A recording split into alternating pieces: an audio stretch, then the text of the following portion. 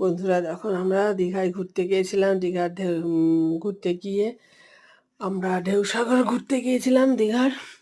ওখানে গিয়ে আমরা বোটিং করছি, 3 বন্ধু আর আমাদের এটা নাতি, 3 বন্ধুর নাতি। বোটিং করছি, দারুণ এনজয় করেছি ওখানে। দেখো রাতের পরিবেশটা কেমন, খুব সুন্দর।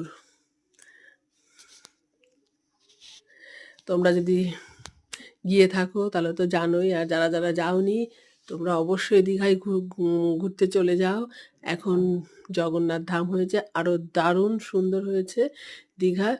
এবার আমরা জগন্নাথকে দর্শন করে আমরা ঢেউসাগরে ঘুরতে এসেছি দীঘায়। এখানে এসে বোটিংয়ে আমরা 4 জন মিলে বোটিং করছি, দারুণ এনজয় করছি, অনেক গল্প, অনেক হইচই। বোটিংয়ে বসে দেখো খুব সুন্দর, যা বলার মতন না।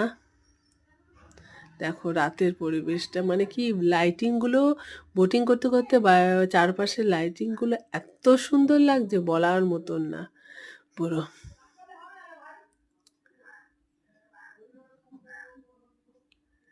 সবাই বক বক করে যাচ্ছি, কথা বলে যাচ্ছি, প্যাটেল করে যাচ্ছি, পায়ে ব্যথা হয়ে যাচ্ছে। দুজন চালাচ্ছে, ওদের পা ব্যথা হয়ে গেলে আমরা ইয়ে করছি।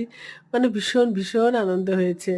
হ্যাঁ, কেউ গান করছে, কেউ মানে কমিক্স। দেখো কি বলছি, মানে এত আনন্দ হচ্ছে আমাদের, ভাষায় প্রকাশ করতে পারছি না যে কি বলবো আমরা। কেউ একটু হাত তুলে না ডান্স করছে, এই তো। আর কি, বন্ধুরা মিলে গেলে যা হয়, খুব আনন্দ হয়, খুব আনন্দ হয়। দীঘায় বন্ধুরা মিলে এই ফার্স্ট গেলাম, মানে খুব আনন্দ করেছি আমরা। দুজনের হাজব্যান্ড গিয়েছিল, কিন্তু তারা বোটে ওঠেনি, আমরাই উঠেছি, আমরাই গান করছি, আমরাই আনন্দ করছি, খুব ভালো লেগেছে, বলার মতন না। এই দেখো দীঘার এই লেকে, ঢেউসাগরের লেকে এই লঞ্চটা কি সুন্দরভাবে সাজিয়েছে, দারুণ লাগছে।